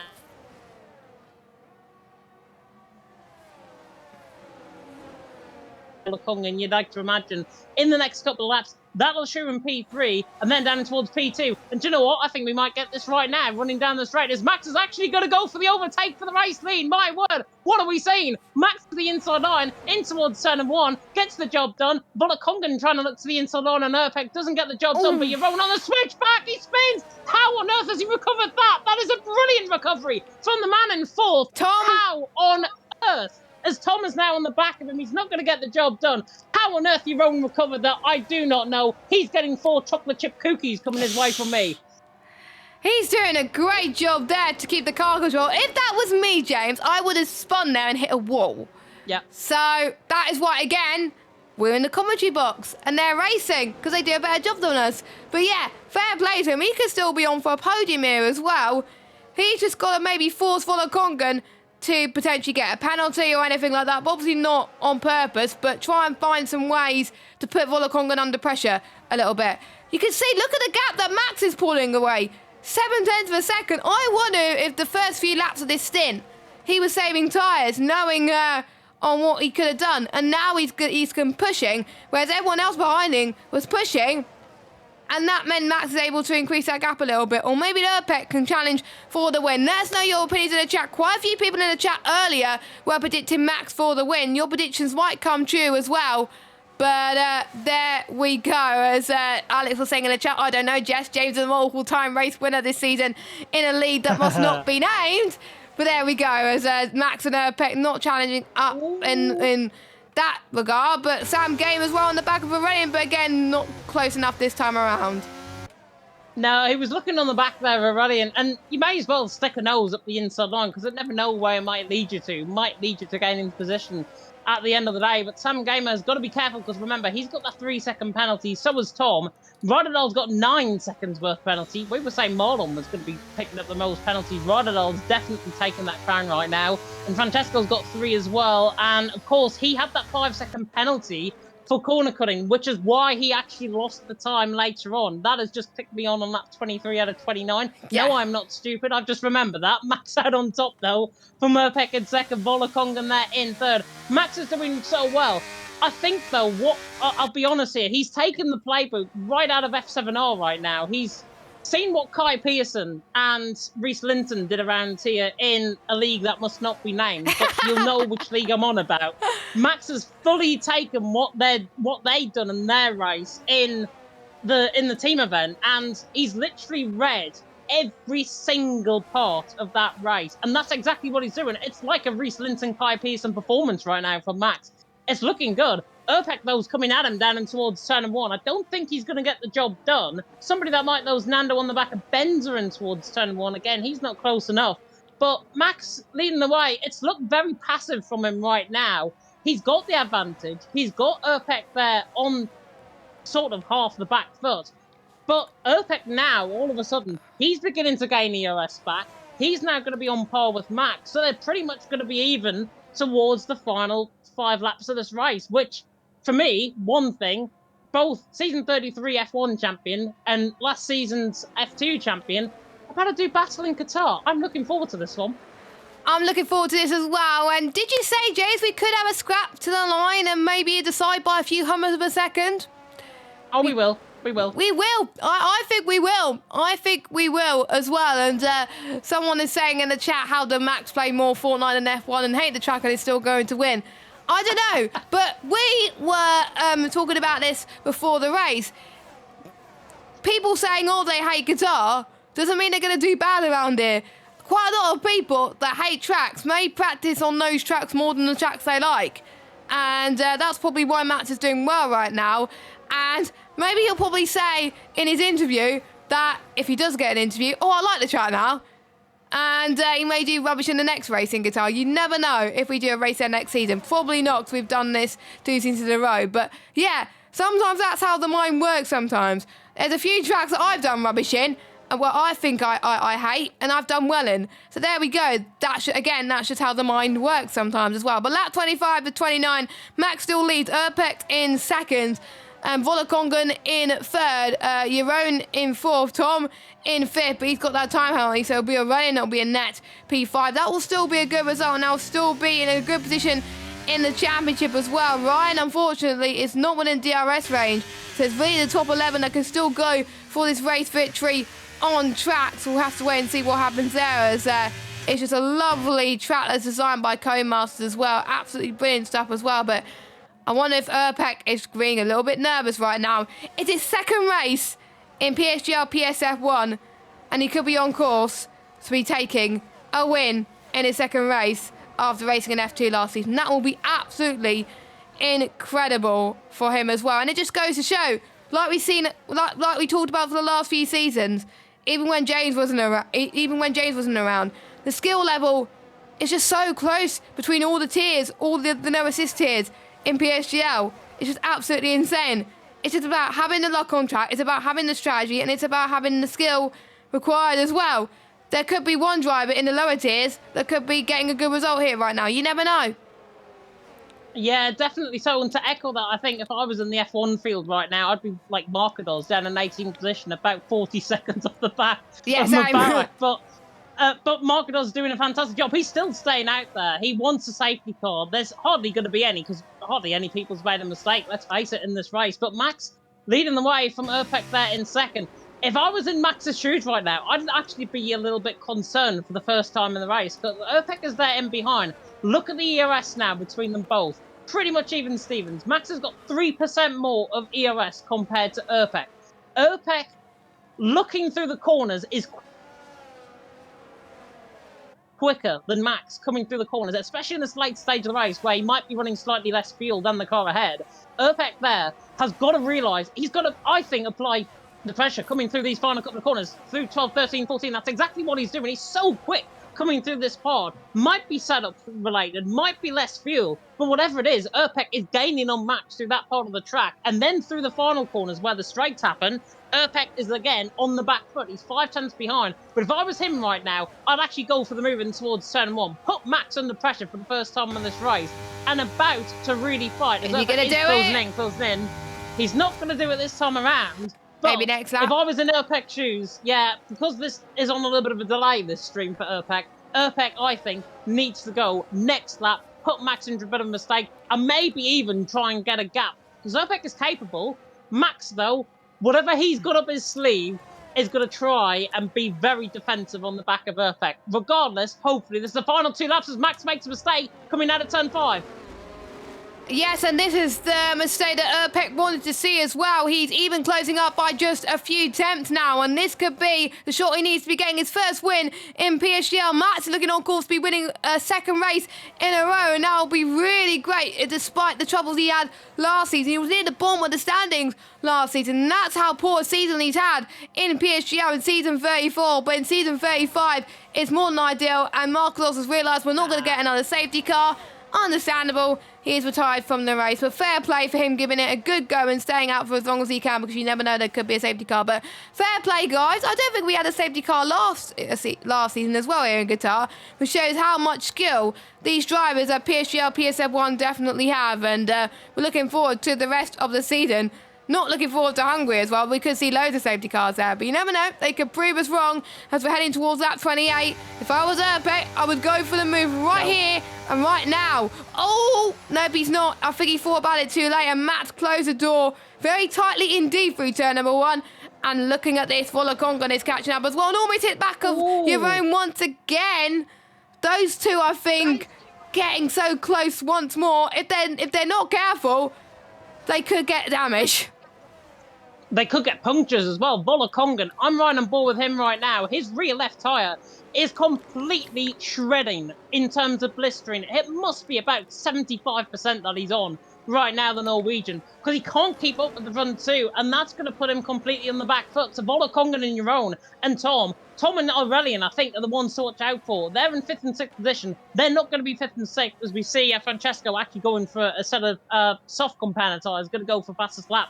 May as well, even though you don't get the fastest lap point beyond the top 10, of course, you may as well try and go for it and get Mubarak, which is going to be entertaining. OP against F7R again. Very interesting. But Max leading the way from Erpek in second, coming now through the left-hander turn 15, in towards the right-hander turn number 16, and Erpek is close.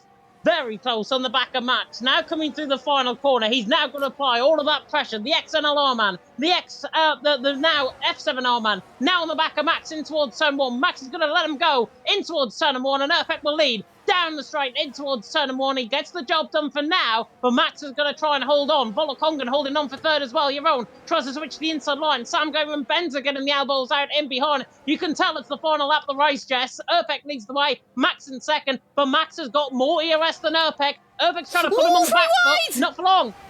Aurelian, Sam Gamer and Benza, they're all going 3 wide. My oh my, this is the last lap, and you can tell that, and they're all deploying a lot of battery, and you can tell that the light is on, which means that they're struggling a little bit as well. Keep an eye on fuel as well. There's people that will be surprised if nobody runs out of fuel. I think we could see at least 1 or 2 drivers running out of fuel, but let's draw our attention to the top 2. It's still not over for Mats. This could be a run to the line that he's talking about. It's 3 tenths per second, and all it could take to get this race win, it could be someone getting a penalty. We don't know. Now heading towards the triple right-handers for the final time in this race. And Max has won wide. How was that not a penalty? I don't know. It might have been his first warning. If it was, fair play to him. It's going to be so tight on the onto the line. He's got a beautiful run. He's won wide there again. I think that's 2 warnings for Max now in the space of the final corner. You can tell he is pushing. Is it going to be Max or is it going to be Erpek that gets his race win? Well, we know the answer to that right now. Erpek's crossed the line and he takes his first victory in PSF1. Absolutely fantastic. Matt crossed the line in second. He still remains your championship leader. Volokong in third, Jerome fourth, Aurelian in fifth, Benza in sixth, and by 80,000 per second, Nando just misses out, unfortunately, but we got Louis, Kazizal and Marlon rounds up your top 10, but Erpek was your PSF2 champion last season, and is now the PSF1 winner for the very first time. Could we see a repeat of what we've seen previous PSF2 champions have done? Will we see a repeat of Mr. Jerry Van Bussel? Well, Jerry Van Bussel's in the chat and he's saying Erpek destroying the Kai and Sav from PlayStation 9. Yeah, I will hold my account to that one. But Erpek managed that really well. What caused the mistake for Max? He took overtake mode into turn number 12, and you do not want to be doing that around a track like this. Francesco, by the way, and Mubarak are retiring, and Mubarak has finished the race. Francesco's in the pit lane, and Speed's in the pit lane, in fact. But Erpek taking the race win. Absolutely deserved that in the end. If it wasn't for that mistake from Max, that would have been a complete drag to the line, and Max had like 6-7% more ERS. Would he have got him? I don't know. It could have been different. Marlon gets Driver of the Day awarded by the in-game fans, but Erpek absolutely deserves that. The ex-NLR man, now part of F7R, getting out on top, absolutely deserving. But Max, from being very passive in the race and almost being, I think, a little bit too cocky, I think, with what he was thinking going into the final few laps of the race, Max got that, unfortunately for him, and, well, he ran wide through turn number 12, and then the rest is history. Yeah, and you do not want to be running ERS that close to the end of the race, because that's when mistakes happen, and it was a shame for Max, but he can't complain pretty much because he's still your championship leader, and it's going to be quite a close championship, so make sure you stay tuned for the rest of this one, because it's going to be absolutely epic. So, for the first time, Erpek is your PSGL PSF1 race winner in Qatar. Max in second, Volokong in third, Jeroen in fourth, Aurelian in fifth, Benza in sixth, Nando in seventh, Louis in eighth, Kazizal ninth, and then Marlon, your top 10. Marlon from 19th, by the way, to 10th, and from Kazizal 16th to 9th. They've had some really good performances. Nando as well, his first points of the season. He will take that in a heartbeat. But let's get through your rest results. Sam Gamer, a poor showing for him, but all of them were so close. It was the penalties that pretty much outdid him today. Then we got Ryan Stefano, Ryder Down, Mubarak, Francesco, and Mark are your finishers. And your retirements, Markados, and Keke, and Lars. What a result. What a result. What a race. Pretty clean. A bit less clean than obviously last season, but nothing too dodgy, I would say. No, nothing too dodgy. In fact, the racing standards, again, pretty much mirroring last week in Japan. Fantastic racing throughout. Really, really strong showing there from Erpek. An absolute masterclass, I think, in that final lap of the race. As I say, Max, if it wasn't for that mistake and him running overtake mode into the apex, into the entry of turn number 12, that would have been very close to the line. Absolutely determined. If that race was to be run again, I really hope it doesn't, by the way, but if that race was run again, it may have got a different story. But it was a fantastic race. Really, really well done to everyone out on track. Alex the G saying NLR Erpek is well clear. Well, we'll see about tomorrow night, of course, in the other league that is happening tomorrow. But it's deserving from Erpek, but for Max, it's a case of what could have been. Yeah, it's what could have been for Max, but sometimes you don't have to win everything in terms of winning a championship. We saw that with Donurko. He had a very good start of the season, a couple of seasons ago, when I first started commentating on PSGL PSF1. And he still went on to win a title, and he's doing so well in PCF2 as well. So it shows that anybody can do it if you can get the consistency up. Consistency is what helps you win championships. So he may not have got the race win, but he's still got some decent points over his main championship rivals. But watch out for Erpek. He's going to be amazing. Do we have any interviews, James? I'm looking and nobody's actually responded to me. I put a message in saying if they fancy an interview, but nobody's actually responded to me. Absolutely typical. But if they don't, I know we have overran this race quite a bit because of the 2 restarts. But if they don't want to chat, absolutely fair on them. But congratulations to Erpek, congratulations to Max, ran off the top two. Volokongan, of course, there in third. He hung on barely by the skin of his teeth. The Red Bull as well, I think of Yaron was right in behind. I think there was only a tenth between him and Tom to the line. So very tight for that third position, but Volokongan deserving of that podium finish. And he was involved in that collision, of course, with Rotterdam. So he's put that on the back burner and really came alive as well from the man, of course, who qualified on pole position. But yeah, I haven't heard anything from the drivers. Give them a couple of minutes, but I don't think we're going to get anyone. No, I don't think we're going to get anyone either. So we may as well, if it will let me on my OBS, there we go. We may as well talk about the calendar that we've got coming up as well. So obviously we just had Qatar and Japan. Hungary is going to be the next race, November 3rd. You will be able to watch more of those in the PC side on Thursday. But it is the Iron Curtain. It is Monaco without the barriers.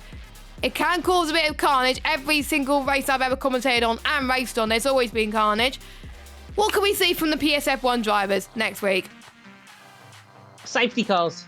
Safety cars, quite simply. I raced around there and promised me this. It is a very tricky track on this game. They may say it's easy. It is not. It is going to really test the drivers in terms of their limit, especially through that chicane in the middle sector and that middle part of the lap. That is going to be very testing for the setups, very testing for the drivers. So Hungary is going to be a very, very much a track where downforce is the key, overtakes in towards turn number one is the key. May not see much DRS trains, hopefully a lot more overtaking. But what I can say with absolute confidence, though, Jess, is the drivers are going to be hungry for more. Exactly, they will definitely be hungry for more. I was going to nick that pun today, and you nicked it from me, so thanks, James. But I will keep an eye on that for next week. But I think we're going to wrap it up. There's no one that wants to speak to us, unfortunately. Oh, wait, hold on. Is somebody waiting in the rating room? I have a feeling that might be Erpek there in the chat, actually, on YouTube, saying, where was the interview channel on Discord? It's the waiting room. If you can see the waiting room. It's in the commentator section on the Discord, and it should be after the last commentary box. Go in now and we'll drag you in. Yeah, I think it's Erpek. I hope it is Erpek. If it's not, it's Volokongan, because I think Max uses his own account, so it's one of the two. Yeah, so that means we'll have to ramble on for a little bit longer. We thought we were going to end that there as well, but no, it doesn't look like it at the moment. But there's certain drivers like San Gamer didn't really put on much of a show towards the end, mainly because of his penalties. If it wasn't for his penalties, he would have got points. But like I said, they had to be careful with track limits. They really did. Sorry, you cut out for me just there. I think there was a little bit of an issue on my end. But yeah, definitely going to be interesting. Sam Gamer getting caught in track limits. Track limits very, very key around Hungary as well. So the drivers are going to be picking up penalties around there. And it's going to be a case of potentially Volokongan is a one to watch out for around there. He won in season 33, I think it was, on his F1 debut. Yes. He won around there, and it was his sole victory, actually. Didn't even pick up a victory in F2, I don't think, the season before. But he won an F1 in Hungary. He's a specialist around there. He's proved that tonight here in Qatar with the podium in P3. Is he going to be one to watch out for next week? Only time will tell. And Liam, by the way, saying in the chat, Max is too busy playing Fortnite right now. Hey, we got Erpek is in the waiting room. Right, let me get the scene ready. Just give me a moment. There we go. All good. You can drag him in. Lovely jubbly. Right, let's see if this works. So see if we have any more issues like like before we came live, but we'll try this out. Right, there we are. He's dragged in. Erpek, can you hear us?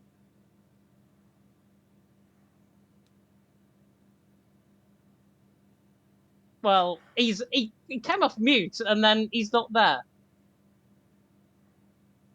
Erpek, can you hear us? Hello? Oh, is it that issue that we're having with the rallying by any chance? Where we've got to go in the waiting room. Should we try and go in the rating room and see what happens? See what happens, yeah. Right, let's both go in the rating room in 3, 2, 1. Oh, he's gone. Right, okay, we'll both go in the rating room and see. Well, hopefully no one else joins the rating room because that would be quite crazy to say the least. So, but if not, we're probably going to end it there. But that means, again, we're going to have to talk about things even more as well. I think there was a few drivers talking about loads of penalties going on there as well. But yeah, it's penalties, isn't it? Has anyone run out of fuel by any chance in terms of the drivers? I often don't think hardly anyone ran out of fuel. If not, we didn't notice it. Oh, is Urpex in the rating room? Urpex, can you hear us?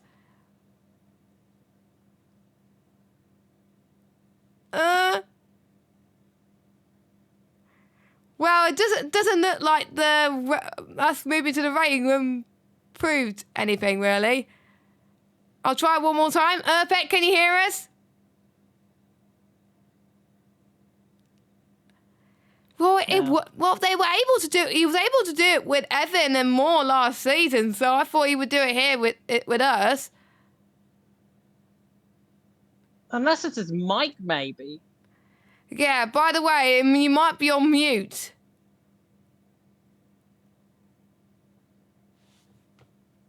Yeah, I've just did something there. Has that worked? No. Oh my God! Oh, there he is.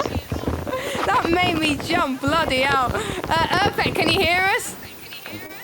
Can you hear me? Yeah, we can hear you. Over to you, James.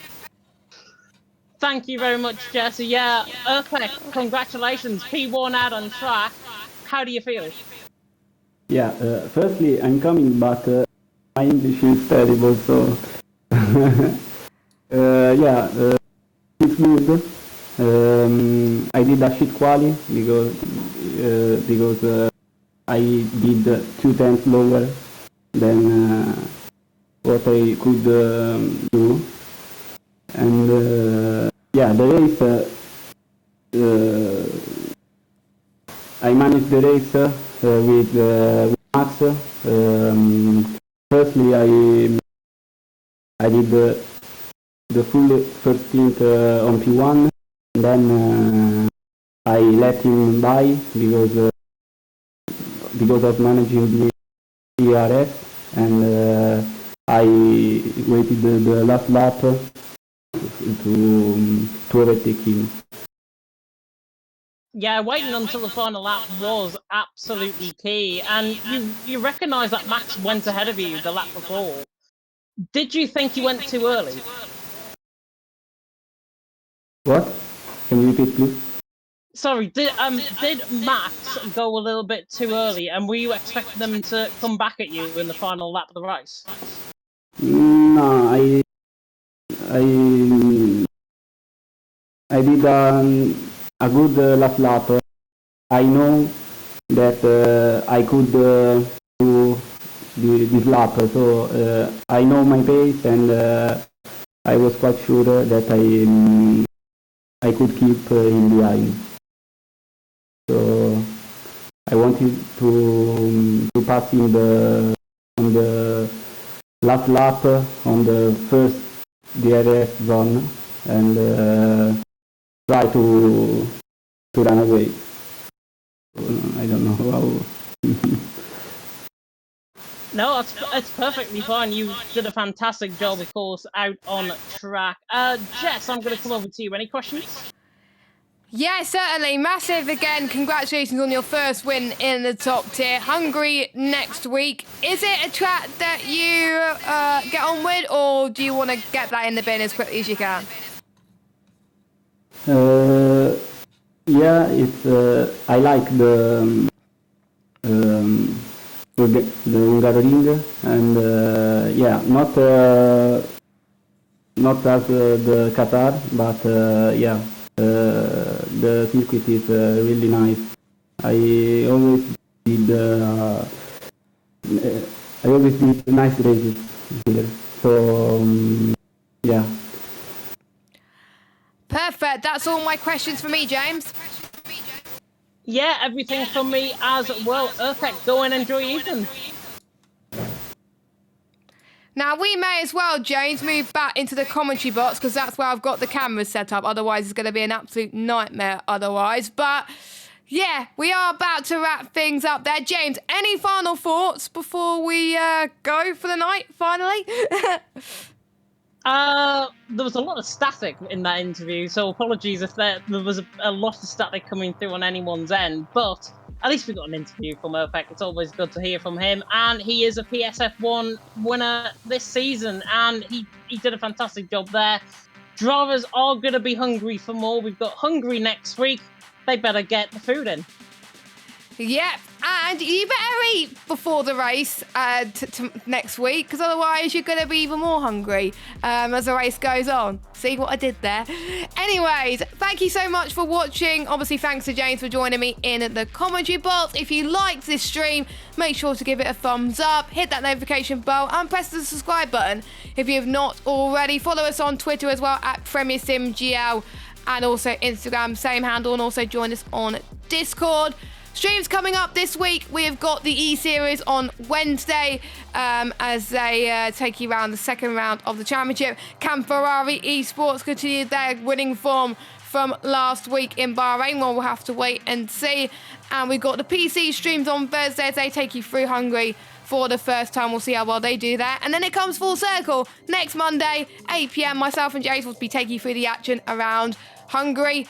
Make sure you check out our sponsors for the final time. GT Omega, 5% off all GT Omega products by using the code PSGL at checkout, or click the link in the description and use the command !GT Omega. We've done all our plugs now. We're going to leave you for our title sponsor, GT Omega. Have a good evening, take care, stay safe, and goodbye.